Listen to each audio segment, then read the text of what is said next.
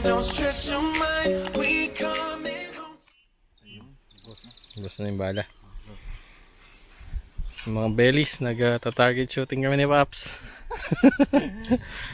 Ito. Ayos.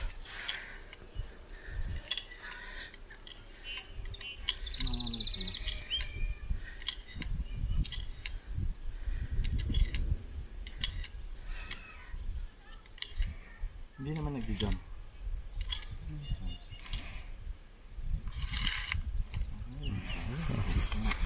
Parang ano, wala siyang recoil. Hmm. 22 lang yan. 22.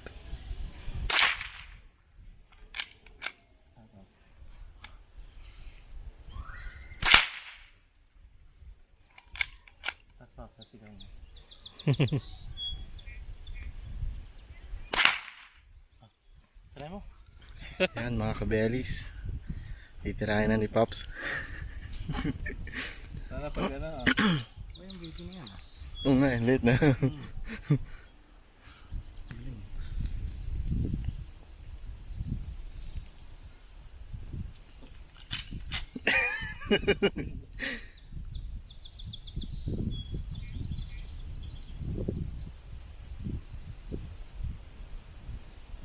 Parang ano ah. Yun, natama yung bar.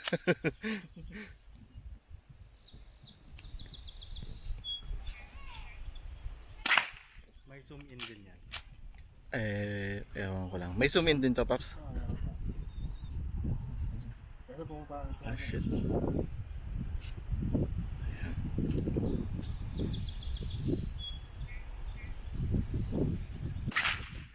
Papunta kami sa samba. Diyan lang. Bangkag. Sa bangka. Dito kami sa bukid ng Canada. Canada din kasi ngayon walang mga pasok yung tao. Kaya yan, ganyan karaming pumunta. Oh. Hi. Alvin. Busy. Pakita natin yung ano na kami. Saan? Ah, Jenny.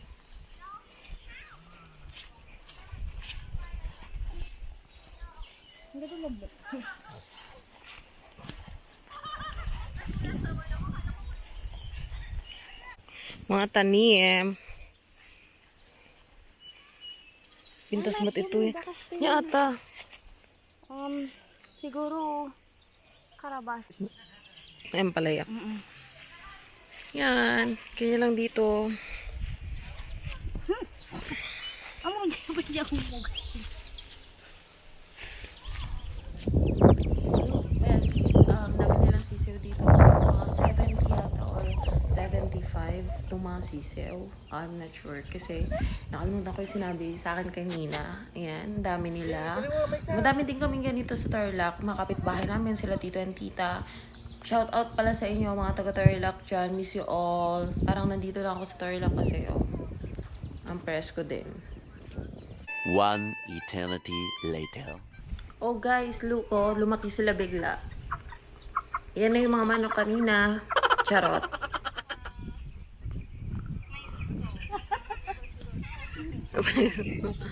Guys, so taas pa ng araw.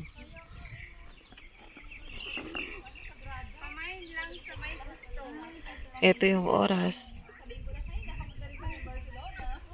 PM na yan. Pero may araw pa rin. 10 PM lulubog yung araw. Yan. Liwanag pa parang 4 PM pa lang.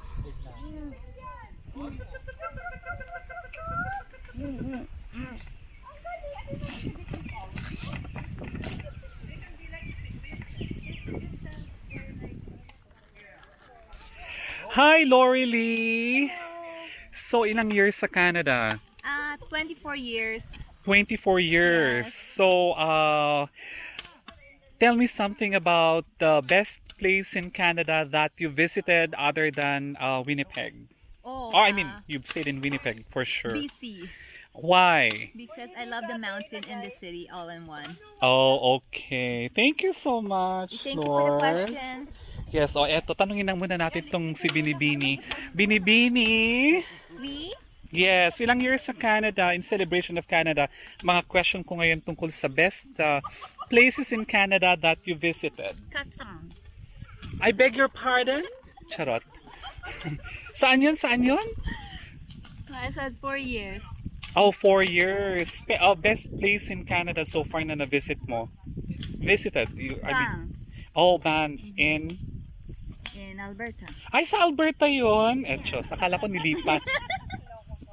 Oh, I've been to Quebec. Oh, Quebec also. What is the best, what is Quebec, in old Quebec city. na ano? Oh, it's an old city. Yeah, the old city where the goblin was shoot. Okay. Oh my gosh. Okay, sige. Magtanong-tanong pa tayo ngayon sa ating mga ano, ha? Nako. O tita, nako, wag mo akong iwasan. Tatanungin pa rin kita. Ilang years sa Canada, tita? Me, almost 2 years. 2 years. Yeah, And so far, but ano ang I best? have been here since last time, 2012, did I, A visit as a visitor or ano, tita? as a visitor, I went back home in 2015. And so now, a permanent resident or Canadian citizen, right? Not yet. Not yet. Oh, soon to be. Yeah. Anong best place sa Canada, tita, na na-visit natin? Banff. Banff also, same is true with Charmaine. Yung mga ano siguro, what is in Banff na ano you like the most? The place, because I love nature. Nature, yes. Rockies and all that. Yeah. The Jasper. And, Jasper. Yeah. Oh, very much Alberta. Yeah. Okay. Bali, dalawa na ang Alberta natin. Yes. Naku, sandali. Ito ang ano, The muse Lake natin. Lake Louise. Yeah, Okay. Lake Louise. Yes. Hi, hello. Hi, Claudine. Naku, nalito tuloy ako. Oy. Ilang years sa Canada? 11 years. 11 years. And so far, other than Winnipeg, saan ang pinaka-best place in Canada that you had visited so far? Lots of different places that's beautiful. Mm-hmm. I've been East Coast, West Coast, but here in Manitoba, recently we went and visited Steep Rock. Oh, yeah. Gorgeous there. Parang it's out of, it's parang hindi siya, it's not Manitoba. I really appreciate it. Okay, yeah. Steep Rock Beach, limestones. Limestones, yeah. How far is it from From Winnipeg? Winnipeg? It's gonna be like 2 hours and 45 minutes. Oh, okay. Sa mga friends natin in any other parts of the world, how will you invite them to visit Manitoba, and how would you promote it? Come explore Manitoba with us. Lots of Filipinos here, and all nature, hiking, lakes. Yeah, and of course, Manitoba as well lived to its title being Friendly Canada's Manitoba. heartbeat, yeah. Heartbeat. Friendly Manitoba. Okay, thank you so much. Saglit, sino pa bang tatanungin natin dito? Ay, ako ba? Oh, okay. Sige, ako. Ako na palang tatanungin. So, if you will ask me also, probably the best place in Canada that I visited so far is in the east of the Maritime area sa Halifax, Nova Scotia. It's very beautiful. Far. You basically can go up north and do whale watching, which I enjoy the most. And How long in Canada? How long in Canada? I've been here in 2009, so that makes it 11? 11 years. Wow, same. Yeah. Nag-start ako ng Alberta in Calgary, and then eventually moved to rural Manitoba, that's in Pilot Mound. I'm the only Filipino in town. And it's so exciting because you get to know the rural side of Canada. So meron palang nag-i-exist na ganon, of which we all know na parang ang tingin natin sa Canada is when we are here, it's all about city. Yeah. But in fact, may mga rural areas din like in the Philippines and all that. And like being in Manitoba and specifically in Winnipeg, marami kang makikita dito. You won't miss the Philippines mainly because you have lots of support group from the Filipino community. We have different restaurants as well and all that. So you visit Manitoba, guys. Winnipeg. Thank you. Thank you. Pops, how long have you been in Canada? Been here for 10 years. 10 years na? Wow. 2000. Saan bang pinakamagandang napunta mo dito, Pops? I think Selkirk. Kasi maraming fish. No, I think Lake Louis.